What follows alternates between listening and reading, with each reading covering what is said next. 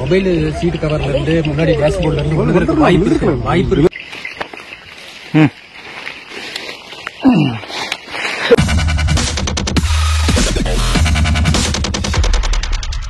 Hello guys, welcome back to the channel. So last வீடியோல பார்த்திருப்பீங்க நமக்கு ஒரு ஆக்சிடென்ட் நடந்திருக்கும். அந்த வீடியோல அதை சொல்லியிருக்கலாம், பட் அந்த வீடியோ கெடுக்க வேணான்றதுக்காக தான் நான் வந்து சரி இது ஒரு செப்பரேட் வீடியோவா பண்ணலாம். நான் நிறைய ஷூட் பண்ணல, இன்னொன்று அந்த மாதிரி ஒரு இன்சிடென்ட்ல நம்ம வந்து ஷூட்லாம் பண்ண முடியாது. அண்ட் அதுவும் இல்லாம இதை சொல்லும் போது உங்களுக்கு ஒரு இன்ஃபர்மேட்டிவா இருக்கும் அப்படின்னு நம்புறேன். ஸோ முடிஞ்ச அளவுக்கு எவ்வளவு ஷார்ட்டா சொல்ல முடியுமோ நான் சொல்றேன். ஃபர்ஸ்ட் நான் வந்து எப்பவுமே ஒரு ட்ரிப்பு போகும்போது ரொம்ப ஜாலியா கிளம்புவேன். பயங்கர ஒரு எந்துவா இருக்கும் எனக்கு வந்து, ஐயோ அடுத்த நாள் ட்ரிப்பு போறோமே அப்படின்னு என்னால வெயிட் பண்ண முடியாது. அந்த அளவுக்கு நான் ரொம்ப ஜாலியா இருப்பேன். பட் இந்த ட்ரிப்பு வந்து எனக்கு போகணுமா அப்படின்னு ஒரு மாதிரி ரொம்ப இதுவாயிடுச்சு. ஸோ நான் வந்து ஊருக்கு போறதுக்கு ஒரு நாளைக்கு முன்னாடி வந்து ரூம்லாம் புக் பண்ணிட்டு நான் வந்து வீட்டில் இந்த மாதிரி சொல்றேன் ஊருக்கு போறேன்ட்டு. ஸோ வீட்டில் வந்து என்னதான் பண்ண போற, இப்படி இருக்க போறியா, வீடியோ வந்து அந்த அளவுக்கு என்ன நல்லா இருக்கு, ஒண்ணுமே நல்லா இல்லை, ஒன்றும் பாக்குற மாதிரி இல்லை அப்படின்னு சொல்லி ரொம்ப ஒரு மாதிரி டீக்ரேட்டா பேசிட்டாங்களா. அது வந்து எனக்கு ரொம்ப அஃபெக்ட் ஆயிடுச்சு. பாக்குற நிறைய பேர் என் வீடியோஸ் வந்து அவ்வளவு நல்லா இருக்கு ப்ரோ, உங்க வீடியோஸ் வந்து நான் வீக்லி ஒன்ஸ் ஆவது பார்க்கணும்னு நினைக்கிறேன் ப்ரோ, ஸோ வீக்லி ஒன்ஸ் ஆவது ஒரு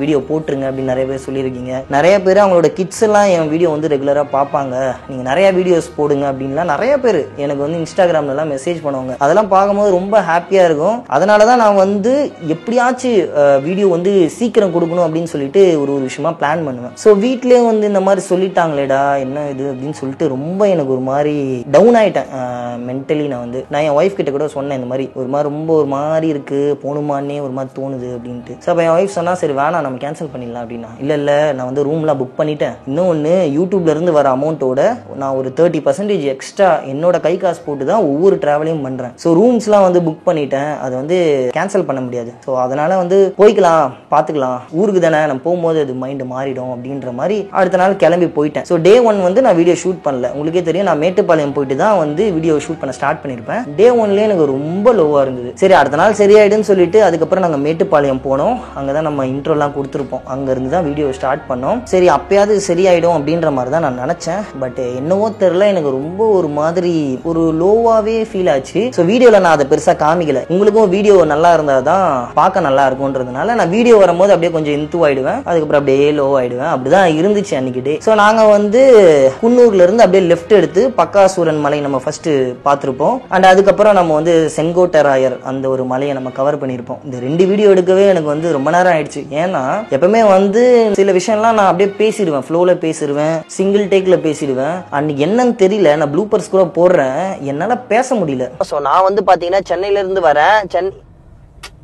ஓகே கைஸ், இப்போ வந்து பாத்தீங்கன்னா நம்ம ஊட்டி மலையேற ஸ்டார்ட் பண்ணிட்டோம். நான் வந்து சென்னையில இருந்து வரேன். ஸோ சென்னைக்கு குன்னூர் பக்கத்திலே நியர்பை ஹிடன் டூரிஸ்ட் பிளேசஸ். ஏன்னா இங்க மோஸ்ட்லி வந்து ஃபாக் எப்பவுமே பயங்கரமா இருக்கு. ஒரு வழியா ஒரு அரை மணி நேரமா வெயிட் பண்ணி ஓகே கைஸ், இப்போ வந்து பாத்தீங்கன்னா செங்கோட்டை ஏதோ என்னை டிஸ்டர்ப் பண்ணிட்டே இருக்கு. எனக்கு ரொம்ப அந்த மாதிரி எனக்கு ஆனதே இல்லை ஒரு ட்ரிப்ல. ரொம்ப மைண்டு வந்து ரொம்ப லோவாயிடுச்சு. என்னடா வீடியோ கரெக்டா தான் பண்றோமா, இல்ல வேற மாதிரி ஏதாவது மாத்தலாமா, இல்ல என்னதான் அப்படின்ட்டு ரொம்ப ஒரு மாதிரி ரொம்ப யோசிச்சுட்டே இருந்தேனா. ஸோ என்னால பேசவே முடியல, ரொம்ப தடுமாறுறேன். ஒரு பேசுறதுக்கும் 2-3 டேக் போகுது. எனக்கு என்னடா இது, சரி டைம் ஆகுது, அடுத்தடுத்த இடத்துக்கு போகணும்னு சொல்லிட்டு ஏதோ ஓரளவுக்கு வீடியோவில் வந்து நான் கொஞ்சம் எனர்ஜெட்டிக்காக பேசி அப்படிதான் அந்த ஒரு டே வந்து போயிட்டே இருந்துச்சு. ஸோ நாங்கள் லாஸ்ட்டாக வந்து செங்கோட்டராயர் மலை கிட்ட வந்து அந்த வீடியோவை முடிச்சுட்டு அங்கேருந்து வந்து டால்ஃபின் நோஸ் போகலாம் அப்படின்ற மாதிரி தான் ஒரு பிளான் இருந்துச்சு. ஸோ அப்போவே வந்து பார்த்தீங்கன்னா மணி 5 மணி ஆயிடுச்சு. ஸோ 5:30 மணிக்கு வந்து டால்ஃபின் நோஸ் வந்து க்ளோஸ் பண்ணிடுவாங்க, குன்னூரில் இருக்கு. ஸோ போகிறதுக்குள்ளே டைம் ஆயிடுன்னு சொல்லிட்டு ரிட்டர்ன் இறங்கும் போது நம்ம அந்த ரூட்லாம் கவர் பண்ணிக்கலாம்னு சொல்லிட்டு நான் வந்து கூகுள் மேப்ஸ்ல வந்து ஊட்டி டவுன்னு போட்டு போக ஆரம்பிச்சேன். யூஸ்வலா நான் வந்து வீடியோலாம் எடுத்து முடிச்ச உடனே ஈவினிங்ல வந்து ரொம்ப ஜாலியா போவேன். எனக்கான ஒரு டைம் அதுவா தான் இருக்கும். எப்பவுமே வீடியோ பண்ணிட்டு ஷூட் பண்ணிட்டு அப்படியே தான் இருக்கும். இது வந்து ரொம்ப ஒரு மாதிரி லோவா ஒரு மாதிரி ஃபீல் ஆகி அப்படியே போயிட்டே இருந்தேன். ஸோ என்ன ஆச்சுன்னு தெரியல, காத்தாடி மட்டம் அப்படின்ற ஒரு கிராமம், அந்த டவுன்ல இருந்து ஒரு வளைவு இருக்கும், அந்த வளைவுல இருந்து அப்படியே ரைட் கட் பண்ணிட்டு அப்படியே போயிட்டே இருந்தேன். சடனா என்ன வந்துச்சுன்னு தெரியல, நாயா இல்ல கீரியா அப்படின்னு எனக்கு தெரியல. எனக்கு வந்து டாக் ஏதோ காருக்கு அடியில போன மாதிரி இருந்துச்சு. என்னன்னா நம்ம லாங்ல இருந்து ஒரு ஆப்ஜெக்ட் பார்க்கும்போது நமக்கு தெரிஞ்சிடும், நம்ம கார் கீழே இருக்கும் போது வந்து தெரியாது. சோ அந்த இடத்துல என்ன பண்ணிருக்கலாம்னா நான் பிரேக் அடிச்சிருக்கலாம். பட் நான் பிரேக் அடிக்கல. என்ன நினைச்சேன்னு தெரியல, என் மைண்ட் அங்க இருந்துதா அது என்னோட ஃபால்ட்டான்னு இன்ன வரைக்கும் என்னால கெஸ் பண்ண முடியல. மேபி நான் இந்த ஒரு மைண்ட் தாட்ல இருந்ததுனால என்ன யோசிச்சேன்னு எனக்கு தெரியல. வண்டி வந்து ரைட் கட் பண்ணிட்டேன், வளைச்சிட்டேன் டக்குன்னு. ஸோ என்ன ஆச்சுன்னா வண்டி வந்து அந்த ரைட் வீல் இருக்கும் இல்லையா, ஃப்ரண்ட் வீல், அது வந்து ரைட் சைட் பள்ளத்துல இறங்கிடுச்சு. இறங்கினதுக்கு அப்புறம் என்ன ஆச்சுன்னா வண்டி வந்து இப்படி இறங்கிடுச்சு. பெல்ட் இப்படி அடிக்குது பேக்கு, அதாவது காரோட டாப் பேக் இருக்கு இல்லையா, அது வந்து பட்டுன்னு அடிக்குது. அடிச்சதுக்கு அப்புறம் அப்படியே வண்டி ரொட்டேட் ஆகுது. இந்த ஃபாஸ்ட் அண்ட் ஃபியூரியஸ் படம்லாம் பார்த்துருப்போம்ல, அந்த மாதிரி வந்து கார் அப்படியே ரொட்டேட் ஆகிட்டே இருக்கு, அப்படியே சுத்துது. நான் வந்து சீட் பெல்ட் போட்டிருக்கேன், என் ஒய்ஃப் வந்து சீட் பெல்ட் போடல. சடனா விழுந்த உடனே என் ஒய்ஃப் என்ன ஆச்சுன்னா அந்த ஃபர்ஸ்ட் பெல்ட் அடிச்சதுன்னு சொன்னல, ஸோ ஃபர்ஸ்ட் ஹிட் வந்து பாத்தீங்கன்னா என் ஒய்ஃப்க்கு இந்த ஷோல்டர் இருக்கு இல்லையா, இது வந்து மேல இடிச்சிருக்கு போல. ஏன்னா சீட் பெல்ட் போடல, நான் வந்து சீட் பெல்ட் போட்டிருந்தேன். எனக்கு வந்து உண்மையிலே சொல்றேன், சீட் பெல்ட் வந்து போடுறது என்னோட ஒரு நல்ல பழக்கம். நான் கார் ஓட்டும் போது நீங்களும் அதை ஃபாலோ பண்ணுங்க. ஏன்னா அந்த ஃபர்ஸ்ட் பெல்ட் அடிக்கும் போது என் தலை போய் அடிக்கல, எனக்கு சீட் பெல்ட் வந்து இந்த இடத்துல வந்து லாக் ஆகி என்ன பிடிச்சிக்கிச்சு. இன்னொன்று நான் கையை வச்சுட்டேன். ஸோ ஒரு சைடு வந்து நான் இப்படி கையை வச்சுட்டு ஸ்டீரிங்கையும் பிடிக்கிறேன், என் ஒய்ஃபையும் இந்த சைடு பிடிக்கிறேன். என் ஒய்ஃப் வந்து மேலே கீழேன்னு போறேன். ஏன்னா வண்டி அப்படியே ரொட்டேட் ஆகிட்டே போகுது, சைடில் அவ்வளோ ரொட்டேட் ஆகுது. எங்களுக்குள்ள உள்ள கான்வர்சேஷன் நடக்குது, என்னாச்சு என்ன பண்ண அப்படின்னு ஒய்ஃப் கத்திட்டு இருக்கான் பக்கத்துல இருந்து. நல்ல ஒண்ணு இல்ல அப்படின்னு சொல்லிட்டே இருக்கேன். எனக்கு வந்து என்னன்னா ஒரே செடி தான் தெரியுது ஃபுல்லா, இப்படி அவ்வளவுதான் என் ஸ்கிரீன். ஒரு சைடு என் ஒய்ஃபை பாக்குறேன், இந்த சைடு பார்த்தா எனக்கு ரொம்ப தலை சுத்த ஆரம்பிச்சிச்சு, ரொம்ப இப்படி ஆகுது இல்லையா. ஸோ அதனால நான் ஒரு சைடு ஒய்ஃப் இப்படி போறா, நான் லெஃப்ட்ல ஒரு கை பிடிக்கிறேன், ஸ்டேரிங்கையும் பிடிக்கிறேன், நான் இப்படியும் வைக்கிறேன். ஏன்னா மேல வந்து சன்ரூஃப் ஓப்பன்ல இருக்கு. லெஃப்ட் சைடு டோர் வந்து பாத்தீங்கன்னா அது ஒரு நல்ல விஷயம். நான் சொல்றேன், விண்டோ வந்து நாங்க ஓப்பன் பண்ணல. யூஸ்வலா நான் வந்து ஹில் ஸ்டேஷன்ல ஏசி போட மாட்டேன், ஃபுல் விண்டோவும் திறந்து விட்டுருவேன். இந்த ட்ரிப்புக்கு வரதுக்கு முன்னாடி லெஃப்ட் சைடு விண்டோ வந்து ஜாம் ஆயிடுச்சு, அது ஏன்னு தெரியல. இதனால தான் அது ரீசன் அப்பவே ஆயிருக்கும் என்னவோ தெரியல. எனக்கு ரைட் சைடு ஓப்பன்ல இருந்தது, லெஃப்ட் சைடு வந்து க்ளோஸ்ல இருந்தது. என் ஒய்ஃப் சீட் பெல்ட் போடல. அடிச்ச ரோலுக்கு பாத்தீங்கன்னா அவன் அந்த சைடு விழ வேண்டியது, ஆனா டோர் வந்து க்ளோஸ்ல இருந்துச்சு. ஸோ அவன் அந்த டோர்ல எல்லாம் இடிக்கிறா, மேல இடிக்கிறா, இப்படி வரா. எனக்கு வந்து இந்த ரைட் சைட்ல ஓப்பன், நான் வந்து சீட் பெல்ட் போடலன்னா அந்த ரொட்டேஷனுக்கு மேபி நான் விண்டோக்கு வெளியே கூட போய் விழுந்திருக்கலாம். அண்ட் மேல வந்து பாத்தீங்கன்னா சன்ரூஃப் ஓப்பன்ல இருந்திருக்கு. ஸோ இந்த செடி அந்த மரம்லாம் கொஞ்சம் வந்து மேல தலையில கூட குத்தி இருக்கலாம், ஆனா எதுவுமே குத்தல. அதுதான் ஒரு நல்ல விஷயம். எனக்கு என்னன்னா சரி ரைட்டு முடிஞ்சு, எங்கேயோ ஒரு இடத்துல போய் கார் விழப்போகுது, என்ன ஆச்சுன்னு தெரியல. சடனா கார் வந்து ஸ்ட்ரெயிட் ஆயிடுச்சு. ஸ்ட்ரெயிட்டா ஒரு இடத்துல ஒரு பள்ளத்துல வந்து லாக் ஆகி கார் நின்றுச்சு. தலையில கூட ஆகல, நல்ல வேலை. ஸ்ட்ரெயிட்டா போய் இப்படி லாக் ஆயிடுச்சு. நான் வந்து இப்படி கை வச்சதுனால அந்த லாஸ்ட் இப்படி போகும்போது கையில தான் இடிச்சுது. அண்ட் கிளாஸும் ஓப்பன்ல தான் இருந்தது. மேபி கிளாஸ் போட்டிருந்தா இடிச்சிருக்கும்னு நினைக்கிறேன் தலை. ஏன்னா அவ்வளவு ஃபோர்ஸ்ல வந்து சடனா நிற்கும் போது இப்படி ஒரு ஜர்க் ஆகும் இல்லையா. இன்னதுக்கு அப்புறம் ஒண்ணுமே புரியல, என்னடா ஆச்சு அப்படின்னு என் ஒய்ஃப் திட்டுறாங்க. வருது, டேய் நமக்கு ஒரு குழந்தை இருக்குடா, என்னடா நீ இப்படி வண்டி ஓட்டுற, எங்கடா இருக்குன்னு பார்த்தா வண்டி ஒரு மாதிரி லைட்டா அப்படியே ஷேக் ஆகுது. சைட்லலாம் வந்து நிறைய செடி, கொஞ்சம் லைட்டா எட்டி பார்த்தா கொஞ்சம் பள்ளம் இருக்கு. என் ஒய்ஃப் வந்து பயன்ட்டான், வேணாம் வண்டி வெட்டலாம், இறங்க வேணாம், யாராவது வரட்டும், அசையாத. ஏன்னா வண்டி வந்து ஒரு மாதிரி ஸ்டேபிளா இல்லை, கொஞ்சம் இப்படிதான் ஆடுது கொஞ்சம் மூவ் பண்ணாலே. சரி என்னடா பண்றதுன்ட்டு பார்த்தா மேல அங்கிருந்து அவ்வளவு தூரம் மேல பள்ளம் இருக்கு. அந்த டைம்ல யாருமே இல்லை. சரி எங்கடா போனுன்னு பார்த்தா என் போன் என் ஒய்ஃப் யூஸ் பண்ணியிருந்தது மேல எங்கேயோ போயிடுச்சு போல இருக்கு. சரி என்னடா போன் இல்லையேன்னு சொல்லிட்டு டக்குன்னு என் ஒய்ஃப் போன் இருந்தது, நல்ல வேலை அது டேஷ்போர்ட்ல இருந்தது. டேஷ்போர்ட்ல உடனே நான் 100 கால் பண்ணி இந்த மாதிரி எமர்ஜென்சி, நாங்கள் ஒரு இடத்துல மாட்டிக்கிட்டோம், பள்ளத்தில் இருக்கோம், எந்த இடம் தெரியலன்ட்டு. எந்த இடம் சொல்லுங்கன்னு அவங்க கேட்குறாங்க. எனக்கு தெரியல உண்மையில. ஏன்னா நான் யூஸ்வலாக ட்ராவல் பண்ணுற ரூட்டாக இருந்தால் எனக்கு தெரிஞ்சிருக்கும். அது நான் வந்து இது வரைக்கும் ட்ராவல் பண்ணாத ஒரு இடம். அது வந்து ரொம்ப டூரிஸ்ட் பிளேசஸான ஒரு இடமும் கிடையாது, அது ஒரு கிராமம். அந்த காத்தாடி மட்டம்ன்ற ஊரை நான்லாம் கேள்விப்பட்டதே கிடையாது. ஸோ அங்கேருந்து எனக்கு அது என்ன ஊருன்ட்டு இப்படி மேலே பார்க்கும் போது தான் எனக்கு சன்ரூஃப் வழியாக அங்கே மேலே வந்து அங்கேருந்து பேசுகிறாங்க. எனக்கு கேட்கல, என்னாச்சு ஓகேவா, நீங்க எத்தனை பேர் இருக்கீங்க, யாருக்காவது ஏதாவது அடிபட்டிருக்காங்க கேட்கறாங்க. அது மட்டும் லைட்டா கேக்குது. நான் மேல இருந்து அண்ணா இது என்ன ஊரு கேட்கறேன். அவர் ஏதோ காத்தாடினாரு. அது மட்டும் தான் என் காதுல ஏதோ விழுந்தது. காத்தாடி மட்டம்னு சொன்னாரு போல இருக்கு. எனக்கு காத்தாடி மட்டையோ ஏதோ கேட்டுச்சு. நான் வந்து இது மாதிரி போன்ல சொன்னேன், இந்த மாதிரி காத்தாடி மட்டைங்க, சீக்கிரம் வாங்க அப்படின்ட்டு. சரி நீங்க ஒன்னும் வரி பண்ணிக்காதீங்க, நாங்க உடனே வந்து அங்க வந்து ஆள் அனுப்புறோம் அப்படின்ற மாதிரி 100 கால் பண்ணும்போது அவங்க சொன்னாங்க. அதுக்கப்புறம் மேல இருக்கவங்களும் கால் பண்ணிருக்காங்க போல இருக்கு. ஸோ அதுக்கப்புறம் அசையாதீங்க, நாங்க கீழே வரோம் அப்படின்னாங்க. நான் என்ன சொன்னேன், சொன்னேன், காரை விட்டு இறங்கிடலாண்டி, சைடில் எனக்கு சரியா தெரியல அது பெரிய பள்ளமா சின்ன பள்ளமான்னு எனக்கு தெரியல, காரு போனால் போயிட்டு போகுது, நம்ம அப்படி இறங்கிடலாம் அப்படின்னும் போது என் ஒய்ஃப் இல்லை வேணாம் இறங்க வேணாம் அப்படியே இருப்போம் அப்படின்ட்டா. ஏன்னா அவன் வந்து இப்படி உட்காந்துட்டு இருந்தவ, ஃப்ரண்ட்ல பார்த்து உட்காந்துட்டு இருந்தவ, கார் ஹிட் ஆகி கீழே வந்ததுக்கு அப்புறம் இப்படி ஆப்போசிட் டைரக்ஷன்ல அவ வந்து இந்த டேஷ்போர்டு மேல சாஞ்சி இப்படி இருந்தா. அந்த அளவுக்கு அவ ரொட்டேட் இப்படி அப்படியே ஆயிட்டு இருந்தா. என்னாச்சுன்னா சரி நான் வந்து நீ பரவாயில்ல அந்த டோரை நம்ம திறந்து அப்படி கூட போயிடலாம் அப்படின்னு டோர் திறங்க முடியல. ஃபுல்லா அந்த செடியில வந்து அந்த டோர் எல்லாமே லாக் ஆயிடுச்சு. ஸோ மேல இருக்கிறவங்க என்னன்னா அங்க இருந்து செம்ம ஸ்டீப், அது ஒரு மாதிரி இப்படி இருக்கு. அது வீடியோல அந்த அளவுக்கு தெரியல, நான் ஸ்பாட்ல கூட வீடியோ எடுத்தேன். நேர்ல பாக்குறதுக்கும் அந்த வீடியோல பாக்குறதுக்கும் அதோட அந்த டெப்த் வந்து அந்த அளவுக்கு தெரியல, ரொம்ப ஷார்ட்டா இருக்கிற மாதிரி தான் இருந்துச்சு. ஸோ அவங்க வந்து இறங்குறதுக்கான வழியில் ரொம்ப ஸ்டீப் இப்படி இறங்குது. அவங்க என்னன்னா நாங்கள் கார் அடிச்சுட்டு போன அந்த இதில் வந்து வே கிரியேட் ஆயிடுச்சு, அந்த செடியெல்லாம் அடிச்சு ஒரு ரூட்டே அமைச்சு கொடுத்துருச்சு அவங்களுக்கு. ஸோ அங்கேருந்து அவங்களும் வந்து உண்மையிலே சொல்லக்கூடாது யாருமே வந்து யோசிக்கல, டக்குன்னு இறங்க ஆரம்பிச்சிட்டாங்க. இப்படி ஒரு 30 பேர் இருக்கும் அங்கே. ஒரு ஸ்பாட்ல ஒரு பிசியும் இருந்தார், அவரும் டக்குன்னு வந்து இறங்கி எல்லாரும் அந்த காரை அப்படியே பிடிச்சிக்கிட்டாங்க. ஏன்னா கார் ஒரு மாதிரி அந்த சைடு வேற மாதிரியே கொஞ்சம் இப்படி அது ஒரு மாதிரி ஆடிட்டே இருந்தது. ஏன் எங்களுக்கு கீழே வந்து நிறைய செடி, பயங்கரமான செடி, ரொம்ப டென்ஸா இருந்தது. அதுக்கு மேலதான் காரே இருக்கு. கார் வந்து கிரவுண்ட்ல இல்ல, எப்படி ஒரு 2-3 அடிக்கு செடி தான் இருக்கும் மேல. சோ அங்க வந்து கார் நின்னதுனால இவங்க வந்து கார் ஸ்டேபிள் இல்லைன்னு சொல்லிட்டு கார் அப்படியே பிடிச்சிக்கிறாங்க. நாங்க அப்படியே வெளியே இறங்கி வரோம். சோ அதுக்கப்புறம் என் ஒய்ஃப் வந்து இங்க கை தூக்க முடியல, இந்த கை அப்படியே லாக் ஆயிடுச்சு. அவளை வந்து மேல கூட்டிட்டு போயிட்டாங்க. நீங்க வந்து திங்ஸ் எல்லாம் எடுத்துக்கோங்க அப்படின்னு சொல்லி இருக்கிற திங்ஸை மட்டும் நான் எடுத்தேன். ஸோ எடுத்துட்டு மேல போனேன். ஏறி போகும்போதே தெரிஞ்சது அது எவ்வளவு ஸ்டீப்னு. இதுலயே நம்ம கார் வந்து இதுவாச்சுட்டு. ஸோ மேலே வந்ததுக்கு அப்புறம் ஒருத்தர் சொன்னாரு, ப்ரோ நீங்க வந்து அந்த பிளாட்ஃபார்ம் இருக்கு இல்லையா அது இடிச்சுட்டு நீங்க போயிருக்கீங்க ப்ரோ, எப்படி உங்களுக்கு தெரியலையா அப்படின்னு கேட்டாரு. நான் அவர்கிட்ட இல்லையே ப்ரோ எனக்கு பிளாட்ஃபார்ம்லாம் எதுவும் இருந்த மாதிரியே தெரியலையே அப்படின்னு நான் சொன்னேன். இல்லை ப்ரோ அது இடிச்சிருக்கு பாருங்கன்னு எனக்கு கூப்பிட்டு காமிச்சாரு. எனக்கு அப்பதான் இங்க ஒரு பிளாட்ஃபார்ம் இருந்திருக்குன்னு எனக்கு தெரியுது. ஏன்னா அது இருந்திருந்தா கார் நின்றுக்குமே எப்படா கார் இறங்குச்சுன்னு நான் யோசிக்கிறேன். அதுக்கப்புறம் நெக்ஸ்ட் டே நான் வந்து காரை மேலே எடுத்ததுக்கு அப்புறம் தான் தெரியுது கார் வந்து பாத்தீங்கன்னா கம்ப்ளீட்டா டோட்டலா டேமேஜ் தான். பட் என்னன்னா எல்லாமே டென்ட் தான். டாப் மட்டும் தான் வந்து பாத்தீங்கன்னா ஃபுல்லா அடிச்சதுல ஃபர்ஸ்ட் ஹீட்லயே மேல நஞ்சிடுச்சு. அதுவும் வந்து எங்களுக்கு முன்னாடி லெவல்ல எதுவுமே நசுங்கல, பின்னாடி மட்டும் தான் அப்படி நஞ்சிடுச்சு ஒரு மாதிரி. அது மட்டும் தான் இதுவாச்சு. சுத்தி ஃபுல்லாமே டென்ட் தான். ஏன்னா எல்லாமே மரம் அந்த செடி மேல தானே அப்படியே ரோல் ஆகி போயிட்டு இருக்கு, எந்த ஒரு பாறையோ கல்லோ எதுவுமே கிடையாது. ஸோ அப்படி இருக்கும்போது அந்த ரைட் சைடு ஹிட் ஆன இடத்துல வந்து எந்த ஒரு ஹிட் மார்க்கும் இல்ல, கிராஷ் ஆன அந்த மார்க் இருக்கும் இல்லையா அந்த மாதிரி எதுவுமே அந்த சைடு கிடையாது. ஸோ அப்பதான் நான் வந்து ரியலைஸ் பண்ணேன், என்னடா இது என்ன பிளாட்ஃபார்ம்டா போட்டு வச்சிருக்கீங்க.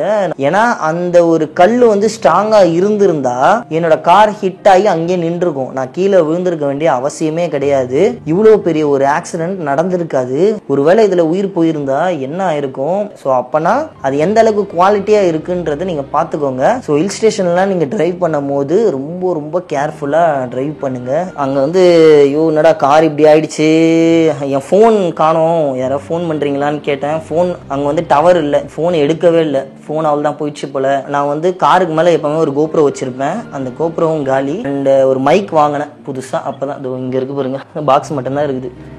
மைக்கும் எங்கே போச்சுன்னு தெரியல, அது இன்ன வரைக்கும் கிடைக்கல. ஸோ என்னோட ஃபோன் வந்து ட்ரை பண்ணி பார்த்தாங்க கிடைக்கல. சரின்ட்டு நான் மேலே ஏறி ஒரு பேக்கரியில் வந்து நாங்கள் போய் எங்களை உட்கார வச்சுட்டு அவ்வளோ ஜனங்க, அங்கே இருக்கிற எல்லா ஜனங்களும் வந்து எப்படி நீங்கள் போயிடுச்சிங்க, நாங்களாம் வந்து நீங்கள் ஆள் இருப்பீங்களா இல்லையான்னு கூட தெரியாமல் வந்தோம்.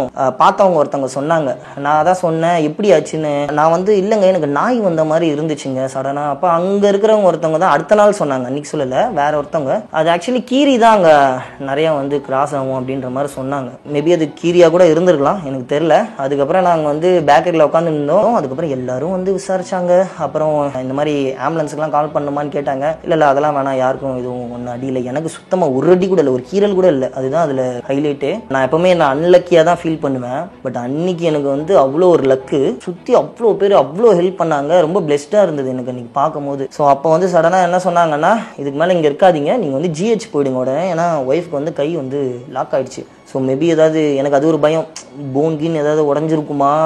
நான் கேட்டேன் பெயின் எப்படி இருக்குன்னு, இல்லை லைட்டாக தான் இருக்குது, ரொம்ப இல்லை ஆனால் வலிக்குது. ஸோ அப்போ நான் நினச்சேன் ஏதாவது ஃப்ராக்சராக இருக்கும் போல் அப்படின்ட்டு. சரி அதுக்கப்புறம் நாங்கள் வந்து அங்கேருந்து எங்களுக்கு பின்னாடி வந்த ஒரு கார் வந்து கொஞ்சம் லாங்கில் வந்துட்டு இருந்துச்சு. ஸோ அவங்க வந்து வாங்க நான் ஊட்டிக்கு தான் போகிறேன், உங்களை ஜிஹெச்சில் ட்ராப் பண்ணுறேன்னு சொல்லிட்டு அவங்க அங்கேருந்து எங்களை கூட்டிகிட்டு போனாங்க.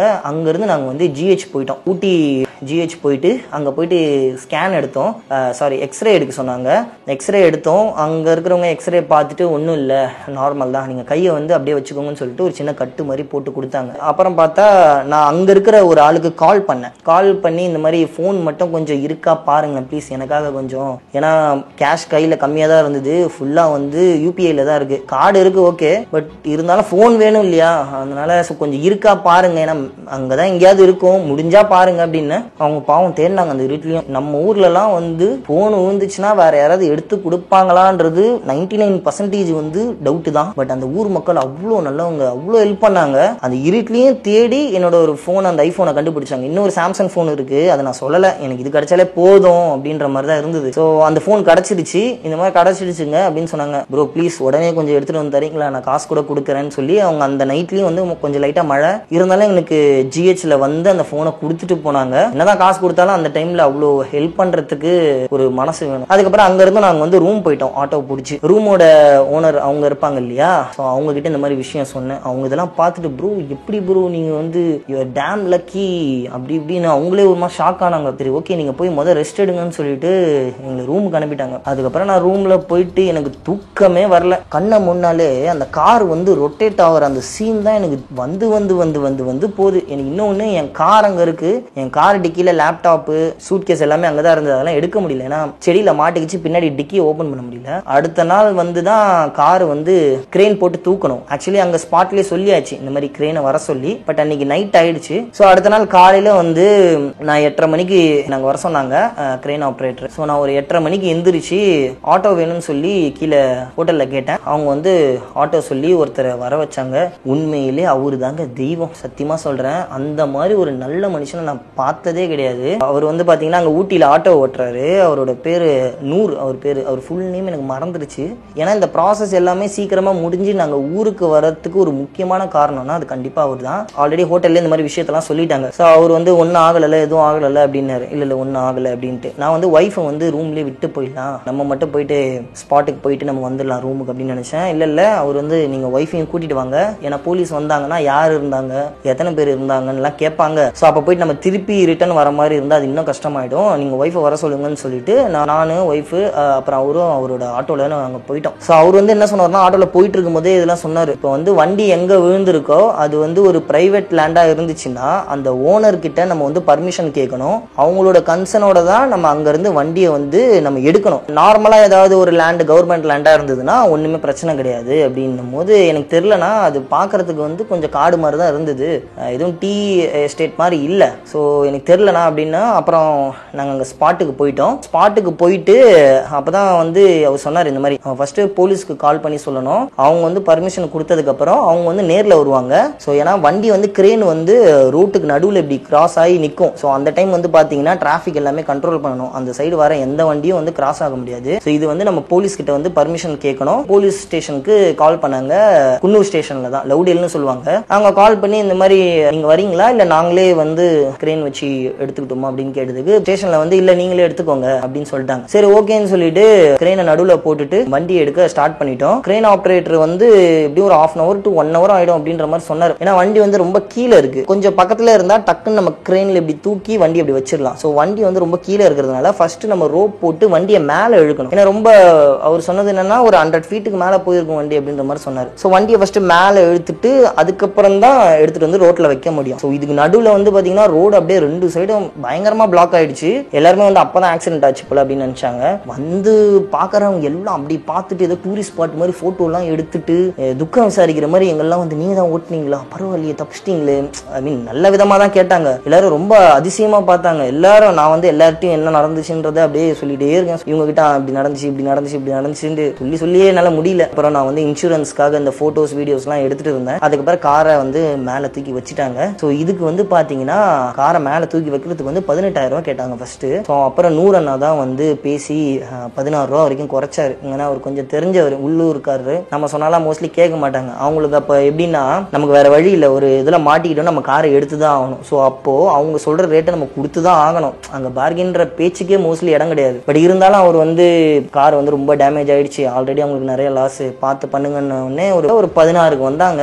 அப்புறம் அங்க இருந்து கோயம்புத்தூர் போறதுக்கு வந்து 10,000 ரூபாய் கேட்டாங்க. அது ஒரு 8,000த்துல முடிச்சோம். இப்ப நம்ம போலீஸ் ஸ்டேஷன்ல போய் CSR வாங்கிட்டு தான் வண்டி அங்க இருந்து எடுக்க முடியும். அதனால வந்து அன்னைக்கு வண்டியை வந்து அங்கேயே விட்டாச்சு. ஆயிடுச்சு. ஸோ ஈவினிங் வந்து ஸ்டேஷனுக்கு போயிட்டு அங்கேருந்து நாங்கள் வந்து சிஎஸ்ஆர் வந்து கேட்டோம். அவங்க என்ன சொன்னாங்கன்னா, அங்கே இருக்கிற எஸ்ஐ அவர் உண்மையிலே நல்ல மனுஷன், அவர் தான் இன்னைக்கு இருந்தார். அன்னைக்கு ஈவினிங் எஸ்பி வராங்க ஸ்டேஷனில். ஸோ ஸ்டேஷனில் வேலை இருக்கு, நீங்கள் வந்து நாளைக்கு வாங்கல அப்படின்னாரு. சரி ஓகே நாளைக்கு வரோன்னு சொல்லிட்டு வண்டியும் அதே இடத்துல அப்படியே இருந்துச்சு. நாங்கள் வந்து மறுபடியும் ரூமுக்கு போயிட்டோம். அப்புறம் அடுத்த நாள் காலையில் ஸ்டேஷனுக்கு வந்தோம். ஸ்டேஷனுக்கு வந்துட்டு அப்போ அந்த எஸ்ஐ அவர் இல்லை, அவர் பேர் எனக்கு ஞாபகம் இல்லை, மறந்துருச்சு. ஸோ அதுக்கப்புறம் யார் யார் இருந்தாங்கன்னு நான் சொல்ல விரும்பல, ஏன்னா சிம்பிளாக கொடுக்க வேண்டிய ஒரு விஷயத்த ரொம்ப இழுத்தடிச்சு கொடுத்தாங்க. நான் அதை ரொம்ப இன்டெப்தா போக விரும்பல. ஸோ நாங்கள் வந்து லெட்டர் எழுதி கொடுத்துட்டோம். அவங்க வந்து சிஎஸ்ஆர் கொடுப்பாங்க. ஸோ அது வந்து சான்று கொடுக்கணும். அவங்க வந்து மனுன்ற மாதிரி ஒன்று கொடுத்தாங்க. ஸோ அங்கேயே வந்து ரைட்டர் வந்து பிசி கிட்ட கேட்டாரு, இதுக்கப்புறம் நம்ம வந்து சர்டிஃபிகேட் ஒன்று கொடுக்கணும் தெரியுமா அப்படின்னு ஏதோ அவங்க பேசிக்கிட்டாங்க உள்ள. எனக்கு அது கேட்டுச்சு, நான் அப்போ அதை பெருசாக எடுத்துக்கல. ஸோ அவங்க வந்து மனு அப்படின்ற மாதிரி நாங்கள் என்ன எழுதி கொடுத்தோமோ அதை வந்து ஒரு A4 ஷீட்ல கம்ப்யூட்டர்ல வந்து அதை அப்படியே டைப் பண்ணி எங்களுக்கு வந்து சீல் போட்டு சைன் பண்ணி கொடுத்துட்டாரு. இதுக்கு வந்து நாங்கள் காலையில் 9 மணிக்கு போனோம்னா 2 மணிக்கு வந்தோம். அவ்வளோ நேரம் ஆச்சு இந்த ஒரு லெட்டர் கொடுக்கறதுக்கு. அதுக்கப்புறம் நாங்கள் காரை வந்து அந்த டைம்ல நாங்கள் காத்தாடி மட்டம்ல இருந்து சிஎஸ்ஆர் வாங்கினதுக்கு அப்புறம் கோயம்புத்தூருக்கு வந்து கார் அங்கிருந்து கிளம்ப ஆரம்பிச்சிருச்சு. ஸோ நாங்களும் ரூமுக்கு போயிட்டோம். அடுத்த நாள் வந்து நாங்கள் செக் அவுட் பண்றோம். நான் வந்து இந்த மாதிரி கோயம்புத்தூர் போனோம் ஊட்டியில இருந்து அப்படின்னு சொல்லி கேப் கேட்டேன் ரூம்ல. ஊட்டியில இருந்து கோயம்புத்தூர் போறதுக்கு 3500 ரூபாய். பட் என்னன்னா கோயம்புத்தூர்ல இருந்து மேலே ஏறின வண்டி மறுபடியும் ஊட்டியில இருந்து கோயம்புத்தூர் போகுதுன்னா ஒரு 500 ரூபாய் கம்மியாகும். ஸோ அந்த மாதிரி எங்களுக்கு ரூம்ல அரேஞ்ச் பண்ணி கொடுத்தாங்க. அவங்க ஹஸ்பண்ட் அண்ட் ஒய்ஃப் தான். அவங்களும் உண்மையிலே சொல்றேன் ரொம்ப ரொம்ப கேரிங்கா இருந்தாங்க. ஃபர்ஸ்ட் ஆஃப் ஆல் நான் வந்து இந்த ரூம் தங்கினதுக்கு வந்து அவங்க காசு வந்து வாங்கல. உங்ககிட்ட காசு இருக்கா இல்ல ஏதாவது காசு தேவையா, நீங்க ஊருக்கு போயிட்டு கூட கொடுங்க, இப்ப எனக்கு வேண்டாம் அப்படின்னு சொல்லிட்டாங்க. யாரு அப்படி சொல்லுவாங்கன்னு எனக்கு தெரியல. அவங்க வந்து காசு ஃபர்ஸ்ட் வாங்கல. இல்லங்க நிறைய செலவாயிடுச்சுங்க உங்களுக்கு, நீங்க ஊருக்கு போயிட்டு எனக்கு பொறுமையா அனுப்புங்க, ஒண்ணுமே அவசரம் இல்ல, உங்களுக்கு ஏதாவது காசு வேணும்னா கூட நீங்க கேளுங்க, அதெல்லாம் கூச்சப்படாதீங்கன்ற மாதிரி சொன்னாங்க. இல்லங்க எங்க கிட்ட காசு இருக்கு, நீங்க அந்த காசை வாங்கிக்கோன்னு சொல்லிட்டு நான் ரொம்ப கம்பல் பண்ணி தான் அவங்க கிட்ட கொடுத்துட்டு வந்தேன். என்கிட்ட இருக்குங்க, நீங்க இதை வச்சுக்கோங்கன்ட்டு. அதுக்கப்புறம் நாங்க அங்க இருந்து டைரக்டா கோயம்புத்தூர் அடுத்த நாள் போக ஆரம்பிச்சிட்டோம். கேப்ல தான் வந்தோம் ரிட்டர்ன். அப்படி வரும்போதெல்லாம் அப்படியே யோசிச்சுட்டு வரேன், ஜாலியா நம்ம வண்டியில சுத்துவோம். இப்போ கேப்ல வரோன்னும் போது அந்த டைம் வந்து காரை பறி கொடுத்துட்டு வரும்போது உண்மையிலே ரொம்ப ஃபீலிங்கா இருந்துச்சு. ஸோ அதுக்கப்புறம் நாங்கள் வந்து டேரக்டா கோயம்புத்தூர் ஹோண்டா ஷோரூம் போயிட்டோம். கார் வந்து அதுக்கு முன்னாடி நாளே அங்கே போய் சேர்ந்துருச்சு. ஸோ நாங்கள் காரெல்லாம் பார்த்துட்டு இந்த எல்லாமே சொல்லிட்டு வந்துட்டோம். அதுக்கப்புறம் அவங்க வந்து சிஎஸ்ஆர் கேட்டாங்க. என்னங்க அதாங்க சிஎஸ்ஆர் கொடுத்துட்டேன் அப்புறம் என்ன அப்படின்னு கேட்டாங்க. இல்லைங்க நீங்க வந்து சிஎஸ்ஆர் மனு தான் கொடுத்துருக்கீங்க, சிஎஸ்ஆர் சான்று இருக்கும், அதாவது நீங்க வந்து சர்டிஃபிகேட்னு ஒன்று கொடுப்பாங்க, அது வந்து இன்சூரன்ஸ் கம்பெனிக்காரங்க கேட்பாங்க அப்படின்னு டக்குன்னு குண்டத்துக்கு போட்டாங்க. ஸோ நான் என்னங்க அதான் கொடுத்துருக்கனே, இது கொடுத்தாலே போதுன்னு சொல்லி தாங்க எனக்கு வந்து போலீஸ் ஸ்டேஷன்ல சொன்னாங்க அப்படின்ற மாதிரி நான் சொன்னேன். அவர் வந்து எனக்கு தெளிவா காமிக்கிறாரு, நீங்க கொண்டு வந்தது வந்து மனு, ஸோ அங்க வந்து பாத்தீங்கன்னா சான்றுன்றத கேட்பாங்க. ஸோ இப்போ எப்படின்னா, அதாவது நான் இதெல்லாம் பார்த்துட்டேன், போலீஸ் சைட்ல வந்து அவங்க வந்து என்ன ஆச்சுன்றத வெரிஃபை பண்ணிட்டு ஓகே இதுதான் நடந்தது, நாங்க பார்த்தோம் எல்லாமே வெரிஃபை பண்ணிட்டோம் அப்படின்னு சொல்லி அவங்க ஒரு சர்டிபிகேட் கொடுப்பாங்க. அது அவங்க கொடுக்கவே இல்லை. ஸோ அவங்க என்ன பண்ணிருக்காங்கன்னா, நாங்க எழுதி கொடுத்த அந்த ரிக்வஸ்ட், அதாவது கார் இந்த மாதிரி இந்த இடத்துல இந்த மாதிரி ஒரு சம்பவம் நடந்துருச்சு, எங்களுக்கு வந்து சிஎஸ்ஆர் கொடுங்க அப்படின்னு சொல்லி நாங்க ஒரு லெட்டர் எழுதி கொடுப்போம் இல்லையா, அவங்க அதையே டைப் பண்ணி எங்களுக்கு திருப்பி அனுப்பியிருக்காங்க. நாங்க அங்க பார்க்கும்போது என் ஒய்ஃப் கேட்டான், இது என்னடா நம்ம எழுதுனதை அப்படியே திருப்பி கொடுத்துருக்காங்க அப்படின்ட்டு. சரி ஓகே அவங்க சீல்லாம் போட்டு சைன் பண்ணி கொடுத்துட்டாங்களே அப்புறம் என்ன அப்படின்னு சொல்லி நானும் கிளம்பி வந்துட்டேன். அதுக்கப்புறம் கம்பெனில வந்து இந்த மாதிரி கேட்கறாங்க இது வேணும்ட்டு. நான் உடனே லவ்டேல் போலீஸ் ஸ்டேஷனுக்கு கால் பண்ணி இந்த மாதிரி கேட்கறேன், இந்த மாதிரி கேட்கறாங்க சான்றுன்றதை கேட்கறாங்க, நீங்க மனுன்னு கொடுத்துருக்கீங்கன்ட்டு. அவங்க வந்து இல்லையே நாங்கெல்லாம் வந்து இப்படிதான் கொடுப்போம், இங்க எல்லாருக்கும் ஆக்சிடென்ட் ஆயிருக்கு, நீங்க என்னென்னவோ கேட்குறீங்க அப்படின்ற மாதிரி அங்க இருந்து சொன்னாங்க. நான் உடனே வந்து கம்பெனில கொடுத்தா அவங்க பேசினாங்க, அவங்க இந்த விஷயத்தெல்லாம் சொன்னாங்க. நானும் அதை அவங்களுக்கு வாட்ஸ்அப் பண்றேன். அவங்க பார்த்துட்டு இல்லைங்க நாங்க வந்து இப்படிதான் கொடுப்போம், இது என்னன்னு தெரியல, நீங்க நேர்ல வந்து பேசிக்கோங்க எதுவாக இருந்தாலும் அப்படின்னு சொல்லிட்டு போனை கட் பண்ணிட்டாங்க. நான் திருப்பி ஃபோன் பண்ணி மேம் நான் இந்த மாதிரி அங்க ஒரு லேடி தான் பேசினாங்க, நான் மறுபடியும் கால் பண்ணி மேம் இந்த மாதிரி நான் வந்து அங்கிருந்து கோயம்புத்தூர் வந்துட்டேன், எனக்கு நைட்டு வந்து ட்ரெயின், நான் வந்து சென்னைக்கு போறேன் அப்படின்னு சொல்லிட்டு இந்த மாதிரி சொல்லியிருந்தேன். அது உங்க பிரச்சனை சார், சாரி கோச்சிக்காதீங்க, நீங்க ஸ்டேஷன் சொல்லிட்டு மறுபடியும் கட் பண்ணிட்டாங்க. எனக்கோ செம்ம கடுப்பு, என்னடா பண்றது இது அப்படின்னு சொல்லிட்டு அப்புறம் நான் நூறன் நான் கால் பண்ணேன். அவர் வந்து அப்படிங்களா சரி ஓகே ஒன்றும் பிரச்சனை இல்லை, நான் நாளைக்கு போயிட்டு அது என்னன்னு பார்த்துட்டு நான் வாங்கிட்டு வரேன், நீங்க பத்திரமா ஊருக்கு போங்க, எதுவுமே யோசிக்காதீங்க, தைரியமா போங்க, நான் வாங்கி வைக்கிறேன் அப்படின்னு சொல்லி அவர் தான் சொன்னாரு. ஸோ அதுக்கப்புறம் நான் வந்து ஊருக்கு போயிட்டேன். அடுத்த நாள் வந்து நூறனா தான் வந்து ஸ்டேஷன்ல போயிட்டு அவர் வந்து காலையில 9:30 மணிக்கு போனாரு. 9:30 மணிக்கு போனவர் 2:30 மணிக்கு ஸ்டேஷன்ல அந்த லெட்டரை வாங்கிட்டு வராரு. அதுக்கு நடுவுல அவ்வளோ கேள்வி, நீங்க யாரு அவங்களுக்கு அப்படின்ற மாதிரி நிறைய பேசினாங்க. அவர் பாவம் எல்லாத்தையும் சகிச்சுக்கிட்டு எங்களுக்காக வெயிட் பண்ணி அந்த லெட்டரை வாங்கி ஒரு வழியா வந்து அதை கொரியர் பண்ணி எங்களுக்கு அனுப்பி விட்டாரு. அதுக்கப்புறம் வந்து பில் அமௌண்ட் வந்து கம்பெனில இருந்து எவ்வளவு கொடுத்தாங்கன்னு பாத்தீங்கன்னா 5,80,000 கொடுத்தாங்க பில் அமௌண்ட். இன்சூரன்ஸ் கம்பெனில வந்து என்ன சொல்லிட்டாங்கன்னா ஐடிவி வேல்யூ வந்து என்னோட கார்டு வந்து 6,30,000. ஸோ அவங்க வந்து 5,80 வந்ததுனால இதை நாங்க டோட்டல் லாஸ் கணக்குல தான் எடுத்துப்போம். அதாவது ஐடிவி வேல்யூ கிட்ட வந்துருச்சு, அதுக்கு மேல போனாலே பேச்சே கிடையாது, டைரக்டா நீங்க வந்து வண்டியை வந்து செல் பண்ணிடணும். நாங்க வந்து ஆன்லைன்ல வந்து பையரை வந்து யாரை அதிக ரேட்டுக்கு வாங்கிப்பாங்களோ அந்த இருக்கிற கண்டிஷன்ல நாங்க ஆன்லைன்ல பிட் பண்ணுவோம். அவங்க இன்கேஸ் அவங்க வந்து ஒரு 4 lakhs கொடுக்குறாங்கன்னா இன்சூரன்ஸ் கம்பெனி வந்து ஒரு 2 lakh போட்டு 6,30,000 அதான் அது என்ன ஐடிவி வேல்யூ வருதோ அந்த பையரும் இன்சூரன்ஸ் கம்பெனிக்காரங்களும் அந்த ஐடி வேல்யூக்கு ஏற்ற மாதிரி ஷேர் பண்ணி நமக்கு கொடுத்துருவாங்க. ஸோ இதுதான் அவங்க சொன்னது. ஸோ நாங்க வந்து இல்லைங்க எங்களுக்கு 75% நீங்க கவரேஜ் மட்டும் கொடுங்கன்ற மாதிரி பேசுனதுக்கு அப்புறம் அவங்க வந்து நீங்க எஸ்டிமேட் வேல்யூ வந்து குறைங்க, பில் அமௌண்ட் வந்து கொஞ்சம் கம்மியாகும், அதுல இருந்து நாங்க 75 கொடுக்குறோம்னு சொல்லிட்டு ஃபைனலா பில்லோட அமௌண்ட்லாம் குறைச்சி அவங்க வந்து 3,21,000 கிட்ட அவங்க சைட்ல கொடுக்குறேன்னு சொல்லிட்டாங்க. ஸோ இப்போ பில் வந்து பாத்தீங்கன்னா ஒரு 4,80,000 நினைக்கிறேன், கொஞ்சம் சில்லற நிறைய வரும். ஸோ பேலன்ஸ் நம்ம ஒரு எப்படி ஒரு 1.30 இல்லை 1.50 வரைக்கும் போடுற மாதிரி இருக்கும். ஓகேங்களா? ஸோ அந்த ரேஞ்சில் தான் வருது. எனக்கு என்னன்னா நான் வந்து காரை ரெடி பண்ணி எடுத்துக்கிற மாதிரி தான் ஒரு ஐடியா. ஏன்னா என் வண்டியில வந்து ஃபுல்லா டோட்டல் டேமேஜ் தான், பட் எல்லாமே ஃபுல்லா டென்ட் தான், எதுவுமே வந்து பாடி ஷெல்லோட உள்ள ரொம்ப டேமேஜ் கிடையாது. பின்னாடி வந்து டிக்கி லைட் எல்லாம் வந்து எதுவுமே ஆகலை. ஸோ அதனால வந்து ரெடி பண்ணி எடுத்துக்கிற மாதிரி தான் நான் நினைச்சிட்டு இருந்தேன். இப்போதைக்கு வண்டி வரத்துக்கு ஒரு மாசம் ஆகும்னு சொல்லிட்டாங்க. ப்ராசஸ்லாம் நான் சொல்றது ஈஸியா இருந்துச்சு, ஆனால் இதெல்லாம் ரொம்ப தலைவலியா இருந்தது, ரொம்ப லாங்கா போச்சு. நான் சொல்லணும்னா உங்களுக்கு ரொம்ப இந்த வீடியோ என்ன நான் உட்காந்து ஒரு 3-4 மணி நேரம் பேசலாம், ஏன்னா அவ்வளோ விஷயங்கள் நடந்துச்சு. இதுவே வீடியோ பாருங்க, நான் ஆல்மோஸ்ட் 1 hour கிட்ட பேசியிருக்கேன். இதையும் நான் கொஞ்சம் ட்ரிம் பண்ணணும். ஒரு மனுஷனுக்கு எந்த அளவுக்கு அடி உழுவுன்னு தெரியல. எனக்கு வந்து இது ஒரு பெரிய அடிங்க. கிட்டத்தட்ட நான் வந்து மறுபடியும் ஒரு 2 வருஷம் பின்னாடி போன மாதிரி இருக்கு எனக்கு. நான் என்னோட ஏர்னிங்ஸ்லயும் சேவிங்ஸ்லயும் கொஞ்சம் கொஞ்சமா ஒரு சில கேஜெட்லாம் வாங்கி டிராவலுக்கு செலவு பண்றேன். இப்போ இந்த ஆக்சிடென்ட்ல வந்து கார் செம்ம டேமேஜ், என்னோட கோப்ரோ உடஞ்சிருச்சு, என்னோட ட்ரோன்ல வந்து பாத்தீங்கன்னா லெக் வந்து கொஞ்சம் டேமேஜ் ஆயிடுச்சு, ஆனா அதுவும் மாத்திர மாதிரி இருக்கும். என்னோட லேப்டாப் வந்து பாத்தீங்கன்னா மேல டிஸ்பிளே கிராக் ஆகி அதை சரி பண்ணி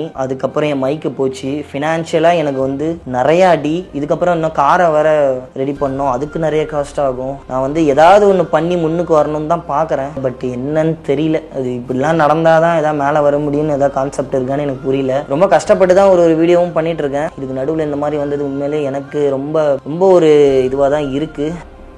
இதுக்கப்புறம் சொல்கிறதுக்கு ஒன்றும் இல்லைங்க, இன்னும் நிறையா இருக்குது. நான் புலம்ப ஆரம்பிச்சேன்னா அது நிறையா இருக்கும். ஏன்னா எல்லாருமே எனக்கு பாசிட்டிவாக தான் கமெண்ட்ஸும் மெசேஜும் அனுப்புறீங்க. ஸோ உங்களுக்காக தான் நான் ஓடிட்டு இருக்கேன். கண்டிப்பாக இன்னும் நல்ல நல்ல வீடியோஸ் நான் கொடுப்பேன். ஸோ நான் ரொம்ப வீடியோவில் வளவலன்னு பேச விரும்பலை. So thank you so much. இவ்வளோ நேரம் இந்த வீடியோ நீங்கள் வெயிட் பண்ணி பார்த்துட்டு இருந்தீங்கன்னா, அடுத்த ட்ராவல் ஒன்று பிளான் பண்ணிட்டு இருக்கேன். இன்னும் ஒரு 2 weeksல அது செட் ஆச்சுன்னா அடுத்த வீடியோ சீக்கிரமே வரும். ஸோ இதோட இந்த வீடியோவை முடிச்சுக்கலாம்.